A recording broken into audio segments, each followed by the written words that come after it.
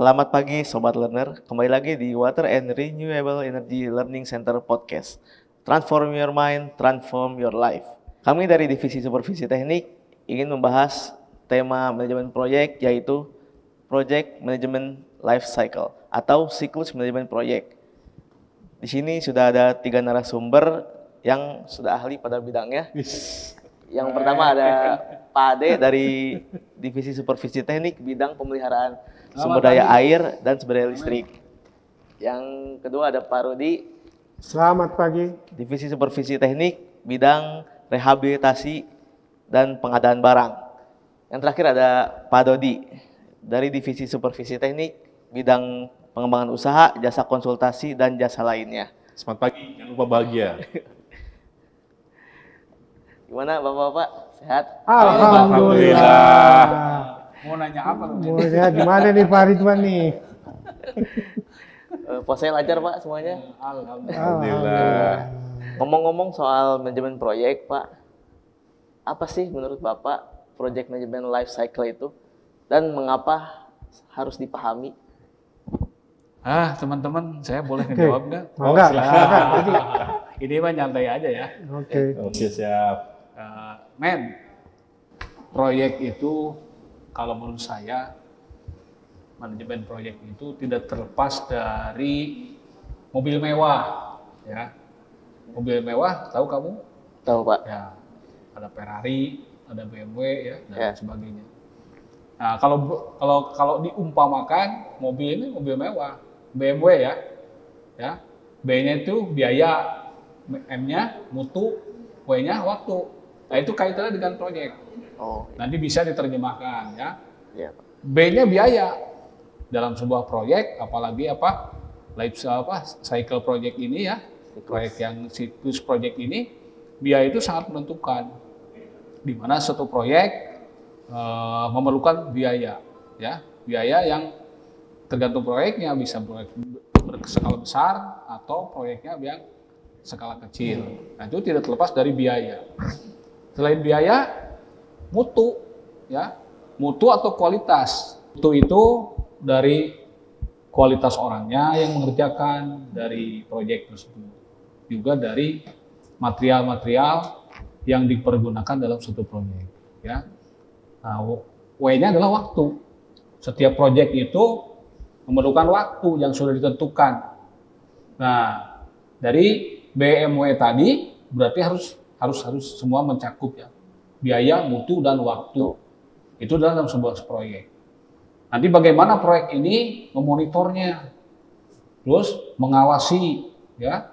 Terus kemudian hasilnya manfaatnya harus ada, ya, yang bisa dilaksanakan oleh end user atau yang mempunyai pekerjaan tersebut, proyek tersebut. Nanti proyek tersebut manfaatnya seperti apa dirasakan oleh yang mempunyai proyek tersebut. Nah, nanti dalam proyek tersebut harus dipelihara. Seperti kita punya mobil BMW tadi kan, harus dipelihara supaya layak jalannya, supaya bisa berfungsi dengan baik. Nah, proyek ini juga sama. Nah, mungkin teman-teman nih, Pak manajer yang lain punya pendapat. Monggo silakan. jadi aku namain gini Pak Ridwan ya. Kita nambahin dari apa yang tadi Pak Ade jelaskan, bahwa pengertian siklus manajemen project itu, project management life cycle adalah suatu rangkaian, suatu fase di mana digunakan untuk mengelola sebuah proyek dari awal hingga selesai. Nah, hingga dari selesai, kemudian setiap fase dan situ memiliki suatu tujuan, di mana tujuan itu terdiri dari memiliki tujuan kegiatan dari hasil yang berbeda. Umumnya siklus manajemen proyek itu terdiri dari tahap-tahap, yaitu 1 perencanaan, ya, 2 pelaksanaan, 3 monitoring dan kontrol serta penyelesaian proyek, yang mana tadi sudah dijelaskan Pak Jade langkah-langkahnya seperti itu. Nah, terkait untuk pentingnya memahami siklus manajemen proyek itu adalah ada beberapa bagian yang harus yang ada terdiri dari beberapa rangkaian yang bisa dijelaskan mungkin oleh teman kami nih, yang satunya lagi. Dia mungkin lebih jelas nih pentingnya karena dia sering di lapangan mungkin. Oke, Gitu, siap. Pak Dodi, ya. Terima kasih. Mungkin dari sebelumnya, ya Ji, kita boleh sampaikan ya, Jadi kenapa ini proyek itu penting? Karena satu, ada siklus yang memberikan struktur dan kerangka yang jelas untuk mengelola proyek. Ya, di sini kenapa struktur dan kerangka itu perlu? Ini sangat membantu bagi suatu tim proyek atau pemangku kepentingan untuk memahami langkah-langkah yang diperlukan dan bagaimana proyek tersebut untuk dilaksanakan. Dan juga dengan memahami siklus manajemen proyek ini, manajer proyek atau Menpro itu dapat mengidentifikasi ataupun mengevaluasi dan mengelola risiko-risiko yang ada dan terkait dalam proyek tersebut. Nah, dari semuanya itu, ada setiap fase dalam siklus manajemen proyek, itu ada beberapa kegiatan, yaitu pemantauan dan kontrol. Nah, di sini perlu manajemen proyek untuk melacak kemajuan proyek dan mengidentifikasi masalah ataupun hambatan dalam proyek tersebut. Dan bagaimana kita mengambil tindakan korektif yang diperlukan untuk menjaga proyek agar tetap berada dalam jalur yang benar. Dan di sini siklus manajemen proyek membantu dalam mengalokasi yang disampaikan tadi Pak Jade, bahwa kita ada biaya yang perlu kita alokasikan ya. Di situ bagaimana kita mengelola sumber proyek dari tenaga kerja, waktu, dan juga anggaran harus efisien pada setiap tahapan-tahapan proyek. Dan dengan memahami siklus ini, kita perlu komunikasi dan kolaborasi yang efektif. Nah, di sini kenapa kita perlu komunikasi dan kolaborasi? Nah, ini adalah salah satu langkah penting bagaimana kita mencapai proyek sesuai dengan target. Ya tadi sampai Bapak Jade kan ya. Sampai lagi tadi dari PMB itu tadi balik lagi ada target biaya, ada target mutu dan waktu. Itu yang tadi dimaksud oleh kami di siklus manajemen proyek. Pak Memet, mau nanya apa lagi, Met? Tadi sesuai yang disebutkan Pak Rudi ya, ada beberapa fase dalam project management life cycle itu ya. Apa aja sih Pak fase-fase yang terdapat pada project management life cycle itu, dan boleh jelasin dikit gak Pak dari masing-masing fasenya? Oke, dari satu tadi yang di Pak Ridwan tanyakan mengenai fase project management life cycle, ada terdiri fase, yaitu satu, inisiasi, kedua, perencanaan atau planning, ketiga, pelaksanaan atau executing, dan keempat, pemantauan dan pengendalian, dan kelimanya, penyelesaian atau closing. Nah, terkait tadi fase inisiasi itu melibatkan identifikasi sebuah kebutuhan proyek, tujuan pada tahap ini proposal proyek maupun studi kelayakan, dan didefinisikan tujuan akhir proyek. Dari hasilnya nanti terakhirnya adalah tujuan dari akhir proyek tersebut ya. Kemudian untuk perencanaan, tahap perencanaan proyek ini terdiri dari jadwal, anggaran, sumber daya, dan risiko, sehingga mengidentifikasi tugas-tugas serta alokasi sumber daya air dan pembuatan rencana, sehingga rencana manajemen risiko hingga terjadi perencanaan sampai dengan selesai itu betul-betul planning secara benar. Kemudian untuk terkait executing atau pelaksanaan, yaitu kita mengimplementasikan rencana proyek yang telah disusun. Kemudian tim proyek juga itu untuk menjalankan tugas-tugas yang sudah dijalankan tadi sesuai dengan perencanaan. Kemudian kita melakukan koordinasi dengan tim-tim di lapangan agar pelaksanaan di lapangan itu sesuai dengan yang tadi direncanakan. Kemudian dari setelah itu kita melakukan pemantauan dan pengendalian, atau monitoring dan controlling. Nah, di situ kita memantau secara benar terhadap proyek yang kita laksanakan, apakah sesuai dengan rencana yang kita jalankan. Nah, apakah bila terjadi suatu penyimpangan yang tidak sesuai dengan yang direncanakan, maka kita melakukan tindakan korektif atau penjagaan untuk memperbaiki jalannya proyek sesuai dengan rencana dan dikembalikan sesuai dengan jalan yang lain. Kemudian satu, penyelesaian atau closing. Nah, di situ semua kemudian kita melakukan evaluasi nih hasil dari proyek itu, dari pelaksanaan itu, baik hasil kualitasnya, kuantitasnya, kemudian kita tanggung jawab kepada si ownernya bahwa proyek yang kita laksanakan sudah sesuai dengan perencanaan dan menghasilkan hasil yang memuaskan. Kan gitu Pak Mehmet ya, Pak Ridwan. Maaf. Mungkin itu bisa kita jelaskan mungkin ke Pak Ridwan seperti itu. Ya. Mungkin ada tambahan dari Pak Dodi, mungkin Pak Haji Ade, mangga terkait fase yang dilaksanakan yang Pak Ridwan, saya nambahin sedikit ya terkait tujuan dari fase-fase tadi. Di sini ada fase inisiasi ya, atau mengidentifikasi, merumuskan pemahaman yang jelas tentang proyek ya, yang akan dilakukan. Fase inisiasi ini memberikan landasan untuk proyek dengan menetapkan tujuan, batasan, serta sumber daya awal yang dibutuhkan. Seperti yang tadi saya jelaskan dalam BMW tadi. Makanya tidak akan lepas dari biaya itu ya.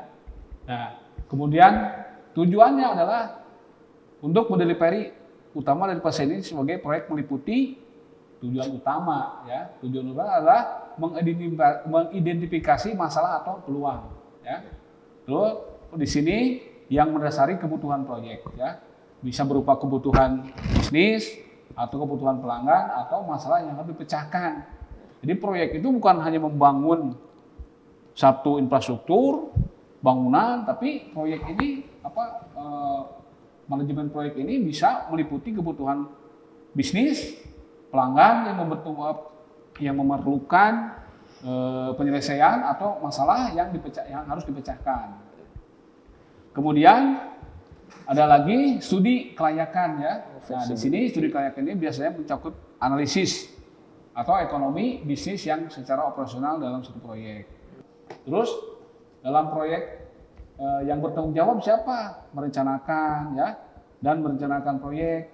Nah, di sini dalam perencanaan tadi kan sudah termasuk dalam BMW tadi ya, biaya, mutu, dan waktu. Nah, waktu itu masuk ke dalam fase perencanaan ya. Kemudian dokumentasi dan proposal perlu juga ya, karena orang akan melihat mana hasilnya selain fisik kalau pembangunan ya, juga dokumentasi. Dokumentasi itu bukan meliputi hanya foto-foto dan sebagainya, tapi dokumen-dokumen pelaporan. Bagaimana kemajuan proyek tersebut, progresnya proyek tersebut sehingga proyek itu tepat sasaran, tepat mutu dan tepat waktu. Itu Pak. Agar pelaksanaan proyek tepat waktu, bagaimana sih Pak cara membuat project plan yang efektif dan komprehensif menurut Bapak? Abang jawab. Oke deh, nggak apa-apa. Jadi gini. Jadi untuk project plan atau rencana project sudah disampaikan oleh tadi Pak Ade dan Pak Rudi ya. Kita membuat rencana project yang efektif dan komprehensif, yaitu kita perlu langkah-langkah penting dalam memastikan kelancaran dan kesuksesan proyeknya. Dari situ adalah langkah-langkah membuat proyek yang efektif dan komprehensif, yaitu satu, pastikan Anda memiliki tujuan akhir proyek dan persyaratannya, dan itu harus dipenuhi. Nah, dari situ kita mendapat identifikasi kebutuhan proyek dan harapan dari pemangku kepentingan tadi. Nah, kita kan tidak boleh lepas dari tadi sudah disampaikan oleh bahwa BMW itu harus kita pegang terus ya. Itu. Dan yang kedua, kita perlu mengidentifikasi dan prioritas dari semua tugas yang akan diselesaikan. Kita perlu mencapainya sesuai dengan tujuan. Dan tadi kenapa tetap kita berpegang pada W? Ada di situ ada W adalah waktu. Kita harus mengidentifikasi setiap tugas itu kapan selesainya. Nah, dari situ kan kita mengetahui sumber daya yang dibutuhkan dan juga tenaga kerja dan peralatan dan serta tadi biaya. Tetap lagi kita memiliki biaya, ya. Nah, dari situ kita menyusun jadwal yang mencakup semua tugas mulai dari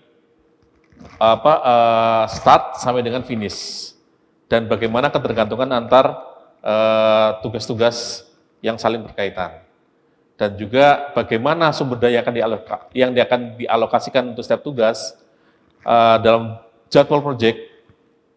Perlu dipastikan bahwa sumber daya yang diperlukan itu tersedia untuk pada waktu yang tepat dalam pelaksanaan tugas. Dan kenapa identifikasi potensi risiko perlu juga kita wujudkan di sini? Karena setiap proyek pasti ada masalah, ada risiko. Kita perlu identifikasi, ya kan?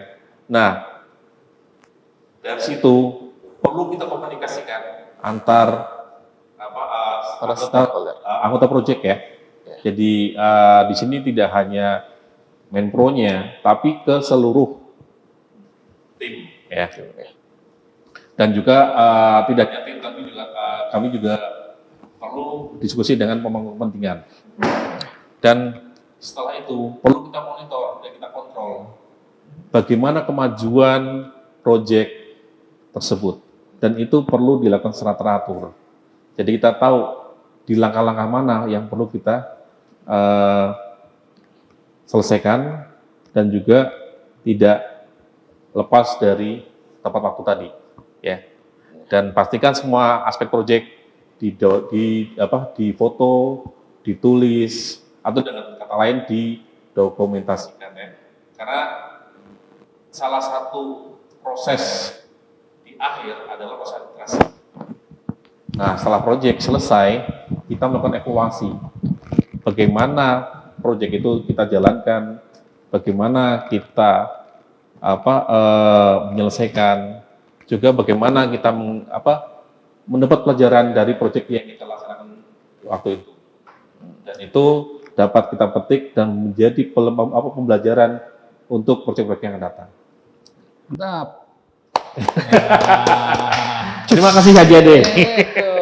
Lalu apakah Bapak-bapak di sini mempunyai metode tersendiri Pak atau alat yang dapat digunakan untuk membantu mengelola kualitas, waktu, biaya atau maupun resikonya?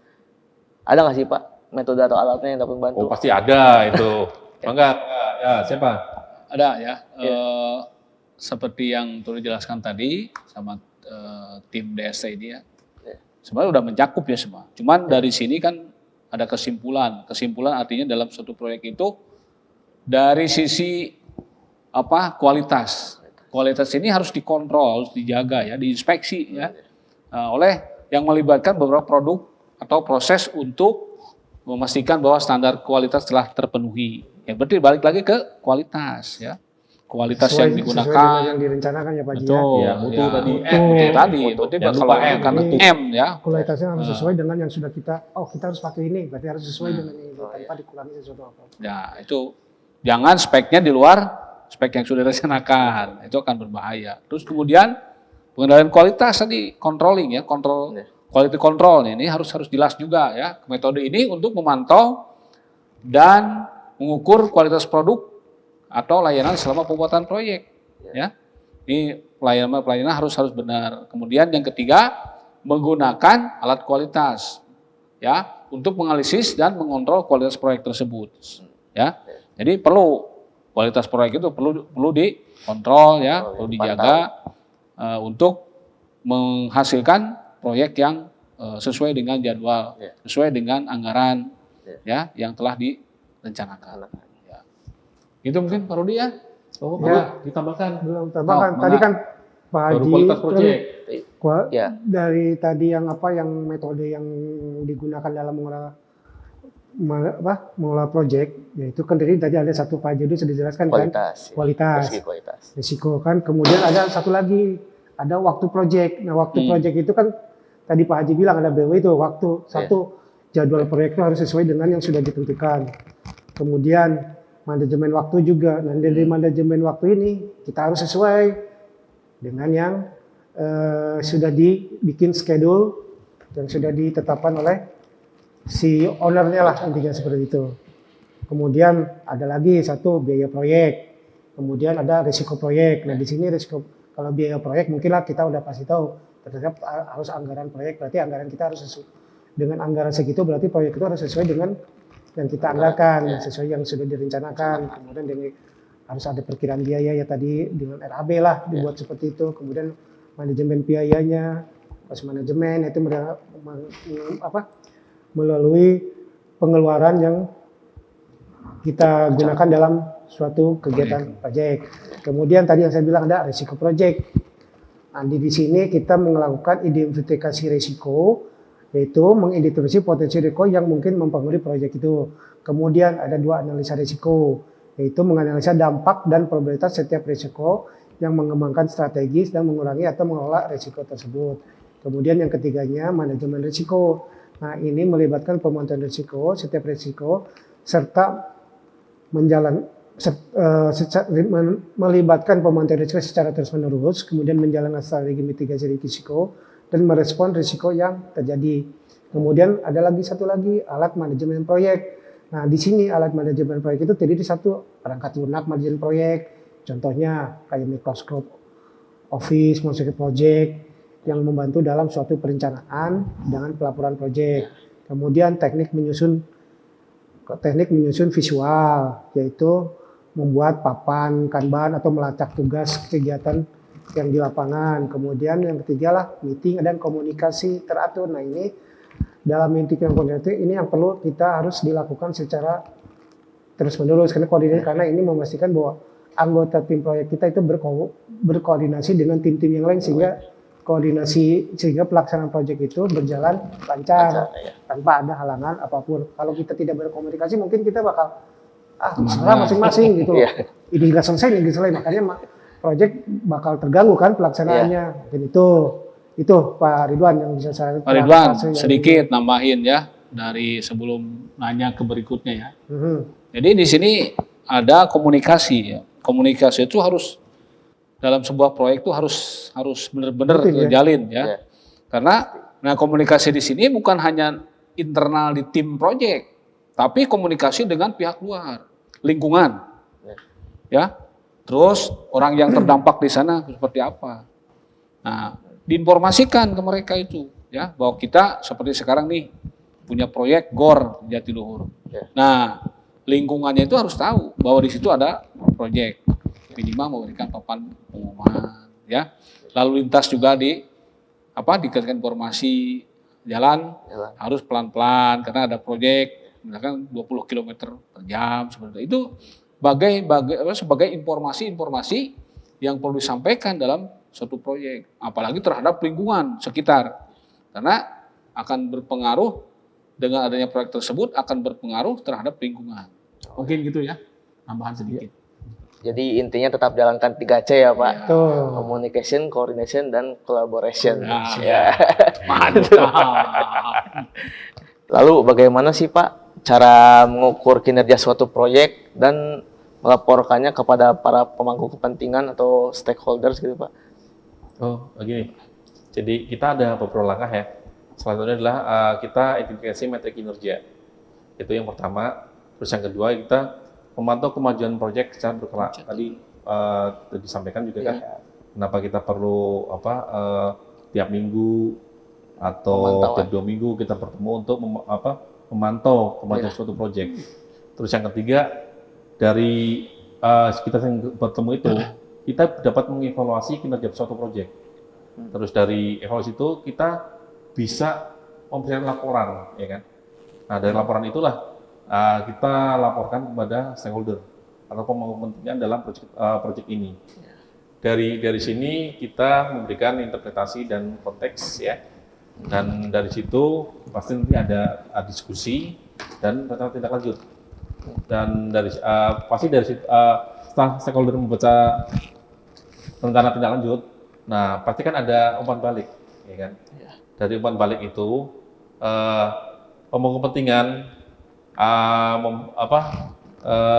memberikan respon, ya kan? Nah dari respon itulah suatu proyek siklus pekerjaan akan berlangsung. Lalu untuk memonitoring dan controlling itu apa saja sih Pak fase-fase yang harus dilakukan untuk memantau dan mengontrol suatu proyek gitu?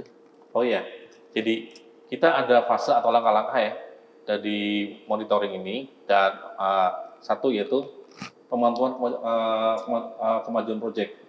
Jadi dalam pertemuan itu kan kita ada kurva S ya, suatu rencana pembangunan. Nah di situ kita bisa melihat apakah dia mendahului atau kurang dari rencana. Nah dari situ kita bisa mengevaluasi. Dari kita ketemu ada laporan, ya kan, kita evaluasi. Dari evaluasi kita bisa mengidentifikasi apa saja sih yang penyimpangan atau kesalahan yang perlu kita bagi dari proyek tersebut, ya kan. Nah dari situ nanti kita bisa menganalisa penyebab dan dampaknya. Dari penyebab setelah kita analisa, kita dapat mengambil tindakan korektif atau perbaikan. Dan juga dengan adanya tindakan korektif itu nanti pasti ada perubahan. Jadi misal tadi yang proyek-proyek yang terlambat dari rencana, kita kembalikan bagaimana agar ini sesuai dengan kurva rencana, ya kan. Nah, disitulah perlunya ada pengendalian perubahan. Nah, kenapa ada pengendalian perubahan? Setiap proyek dipastikan akan ada suatu kendala, ya kan. Jarang, ya syukur-syukur sih teratur ya. Nggak masalah kalau teratur. Tapi biasanya di suatu proyek pasti ada kendala, ya kan. Di sini perlunya komunikasi secara teratur. Dengan adanya komunikasi, kita akan membuat proyek ini teratur dan juga diharapkan sesuai dengan rencana. Dari sinilah awal mula kita bekerja, ya kan. Nah, setelah ada pertemuan tadi juga kita tidak salah ya, kita membuat administrasi, yaitu pelaporan kinerja dari tersebut. Nah, dari situ kita bisa baca dalam laporan apakah kita perlu revisi rencana proyek yang tadi kita sampaikan. Kalau misal proyek itu terlambat, akan kita coba revisi agar kembali kepada Evaluasi. ada evaluasi agar kembali ke Sesuai sesuai yang direncanakan. Ya. Nah, dari situ kan setelah proyek ini berjalan, ya kan, dan jangan salah juga ini dalam program ini juga kita harus minta persetujuan ke pemangku ya. Jadi ada stakeholder, kita juga pasti kita meminta persetujuan ke stakeholder. Komunikasi juga. Oh iya, ada koreksi pasti. Ini bagaimana?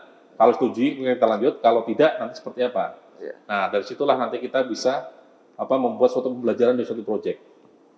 Nah, mungkin dari pembelajaran inilah kita tidak akan mengulang kesalahan sama untuk proyek berikutnya. Nah, itu. Bagaimana sih Pak cara mengatasi konflik dan masalah komunikasi dalam tim proyek agar dapat memperbaiki kinerja proyek, kemudian mengurangi risiko kegagalan, dan dapat meningkatkan efisiensi dalam pengelolaan proyek juga secara keseluruhan sih Pak? Hebat pertanyaannya. Anak muda lah. Anak muda ya.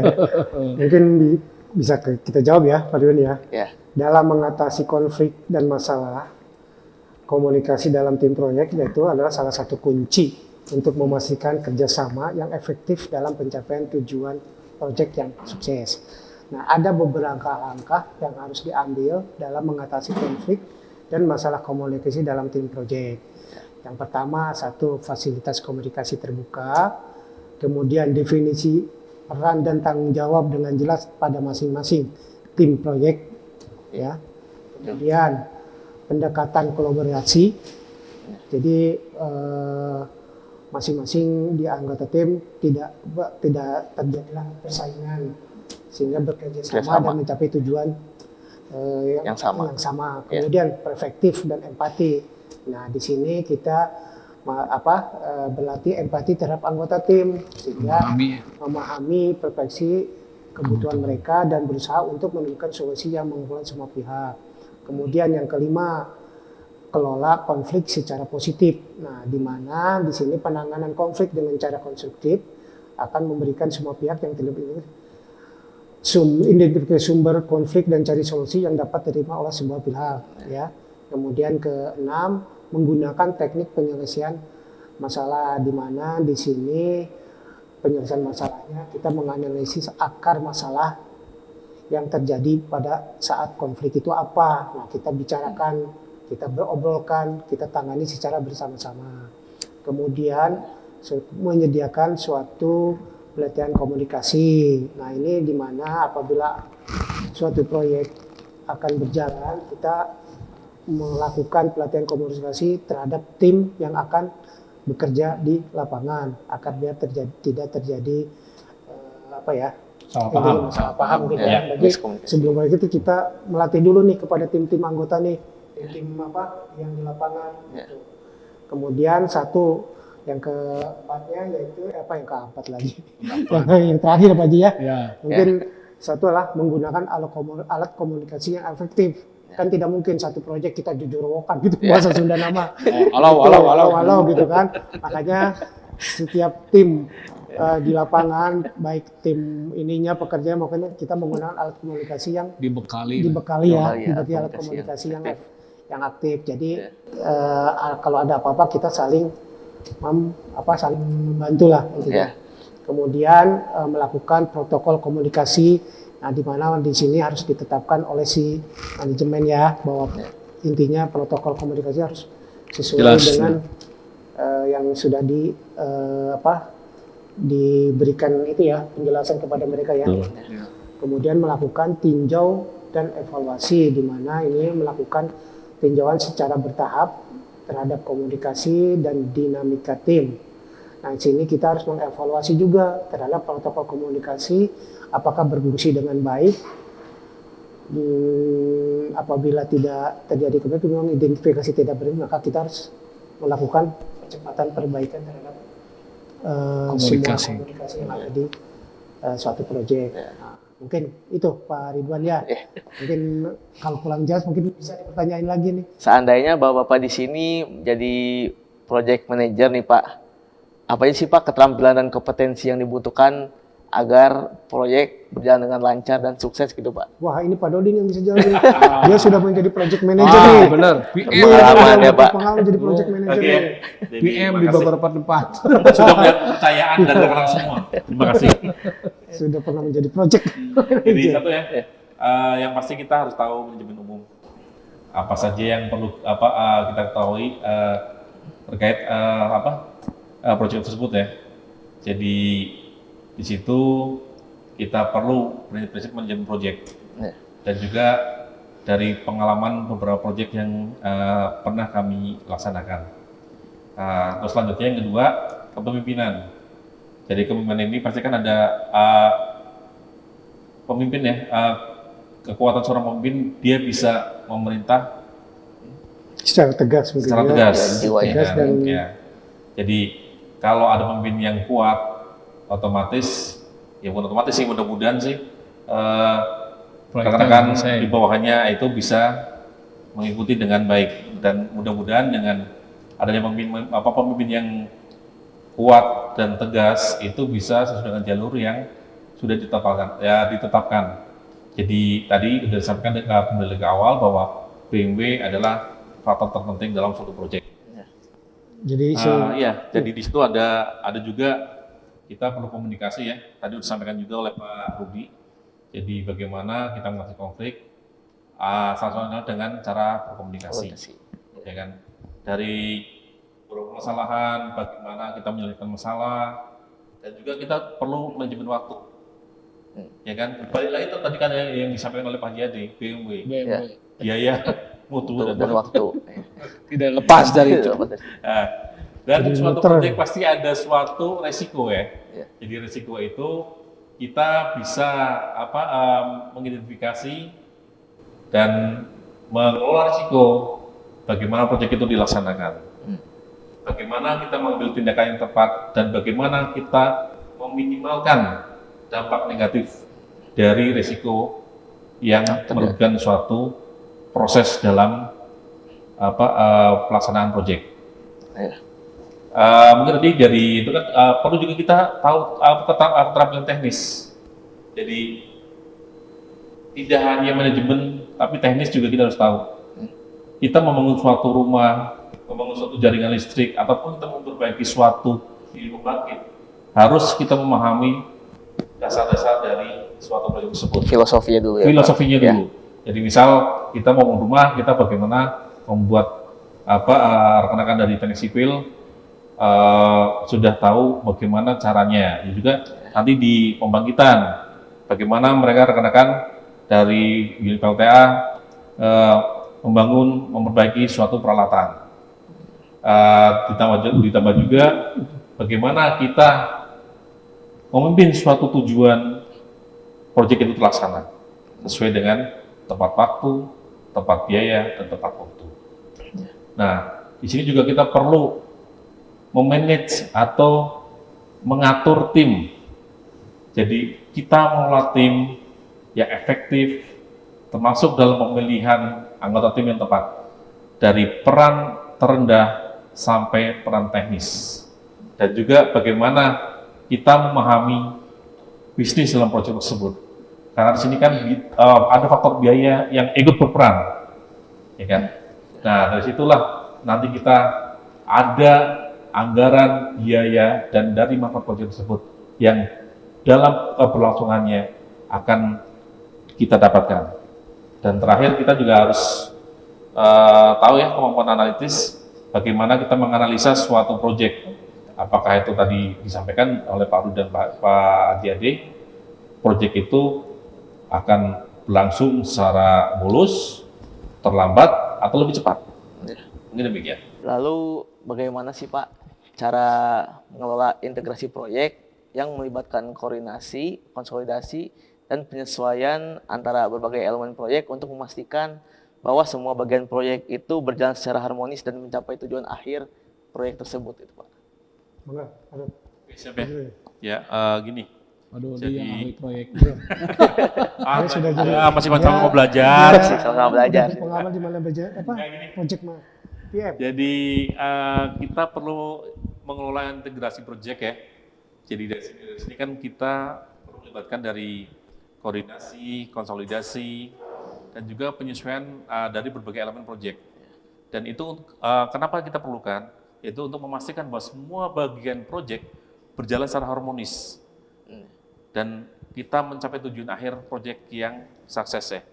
Karena apa di sini? Kalau kita tidak harmonis, timbul konflik. Ya kan? Konflik itu bagaimana? Kita kelola secara manajemen. Tapi kan itu membutuhkan waktu.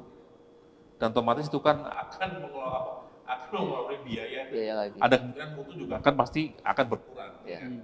Nah, langkah-langkah apa saja yang perlu kita laksanakan di sini? Yaitu makanya kenapa kita dari awal kita perlu rencana. Ya. Jadi dari rencana awal kita integrasikan. Jadi dari mulai perencanaan secara menyeluruh dan bagaimana identifikasi semua elemen proyek saling terkait dan juga terintegrasi satu sama lainnya. Dan juga selanjutnya kita tetapkan tujuan dan sasaran proyek yang jelas. Tadi di awal kita pernah kita sebut juga dalam perencanaan ada suatu perencanaan. Nah, dari rencana ini kita tetapkan tujuan proyek secara jelas. Kenapa? Kalau tujuan awal dan akhirnya tidak jelas, proyek itu pasti akan amburadul. Tidak sesuai dengan yang diharapkan dari tadi. Pasti akan biaya akan membengkak, mutu tidak akan tidak sesuai yang kita harapkan, apalagi waktu pasti molor dan itu pasti berpengaruh ke biaya lagi. Dan itu yang tidak dari stakeholder. Langkah selanjutnya yaitu kita manajemen ruang lingkup proyek. Kita perlu mengelola ruang dengan hati-hati dan pastikan semua elemen proyek termasuk dalamnya ruang lingkup ditetapkan dan hindari perubahan lingkup yang tidak terkendali. Ya. Nah, itulah makanya tadi kenapa kita perlu manajemen risiko. Di sini kita perlu mengelola suatu lingkup proyek. Di situ ada identifikasi proyek. Nah, kita lanjut lagi identifikasi proyek antar elemen proyek tersebut.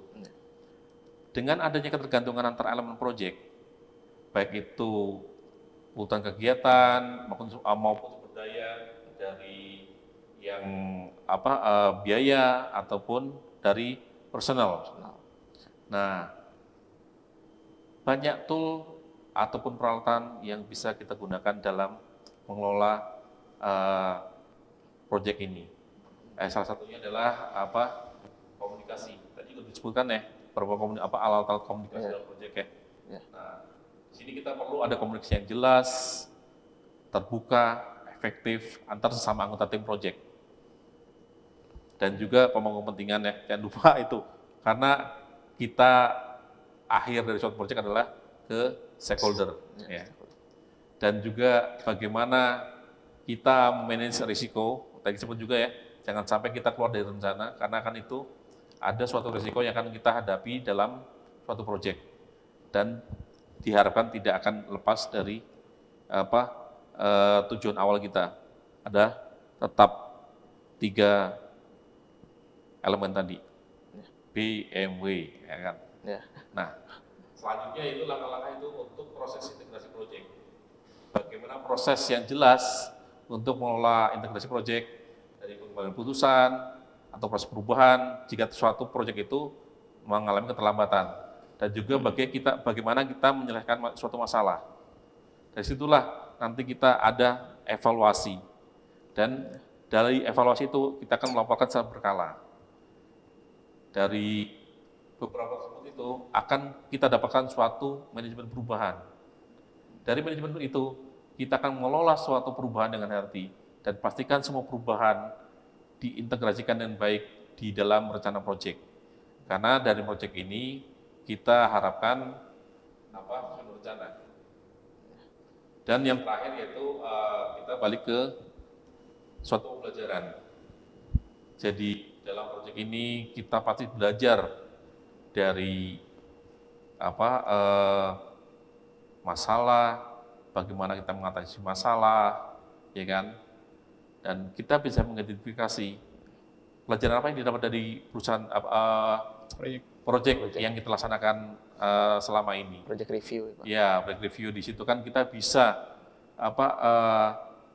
menarik suatu pembelajaran. Semoga dengan pembelajaran ini tidak akan terulang di proyek yang akan datang. Ya. Mungkin demikian. Ya. Mantap. Apa saja sih Pak teknik dan alat yang dapat digunakan untuk mengelola lingkup suatu proyek, termasuk pengumpulannya, definisi, verifikasinya, dan kontrolnya? Gimana Pak Rudi?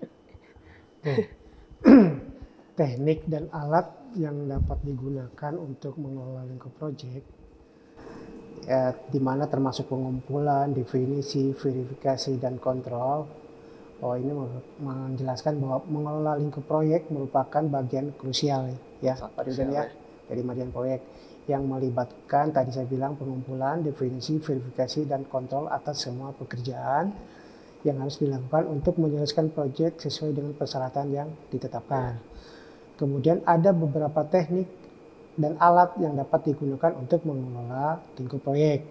Satu, ada pengumpulan lingkup proyek. Nah, pengumpulan lingkup proyek ini terdiri dari satu WBS atau Work Breakdown Structure, di mana ini untuk memecah suatu pekerjaan proyek menjadi paket-paket yang lebih kecil dan terkelola untuk mempermudah pemahaman dan pengelolaan suatu proyek. Ya.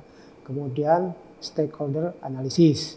Nah, di sini stakeholder analysis itu melibatkan semua pemangku kepentingan untuk mengidentifikasi kebutuhan dan harapan terhadap proyek biar berjalan sesuai dengan rencana. Kemudian ada istilah brainstorming, yaitu mengumpulkan ide-ide persyaratan proyek dan tim proyek yang menganggap kepentingan, di mana sebagai standar industri untuk memastikan kesesuaian dan kelengkapannya. Kemudian tadi satu lagi yang kedua adalah verifikasi lingkup proyek. Nah, lingkup proyek ini juga terdiri dari beberapa bagian. Kemudian satu, validasi persyaratan, di mana semua persyaratan proyek harus dipahami dan disetujui oleh pemangku kepentingan. Ya. Kemudian prototyping, di mana di sini itu membangun prototipik dan model yang dapat diuji untuk memverifikasi apakah solusi yang diusulkan sesuai dengan kebutuhan. Kemudian kita bagian dari versi proyek itu terdiri dari satu lagi peer review, di mana di sini kita melibatkan rekan kerja yang melakukan